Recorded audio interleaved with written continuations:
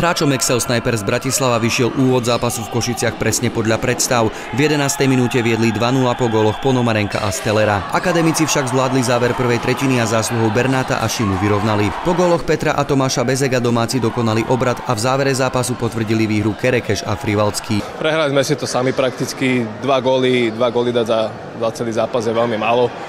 A na tom sme pohorili. Kapitán hostí hodnotil zápas ako vyrovnaný, našiel však príčinu prehry Bratislavčanov. ATU má veľmi šikovných hráčov, dokázali sa presadiť individuálne a dokázali tam využiť šance, ktoré sme im ponúkli, takže to bol jediný rozdiel. V minulej sezóne zvíťazil ATU Košice nad Excel Snipers vysoko 16-4, keď Bratislavčania utekali z parkoviska rovno na ihrisko. Podobnú chybu však nezopakovali. Tam bolo viacero faktorov, ktoré sme nezvládli, či už čo sa týka logistiky, cesty a podobne. Takže teraz sme si dali záležať a prišli sme do Košic s veľkým predstihom. Takže pripravení sme boli dobre, bolo to aj vidieť, že tá prvá tretina bola výborná. Bohužiaľ nedokázali sme to udržať. Domáci tým vyhral 5. zápas v sezóne.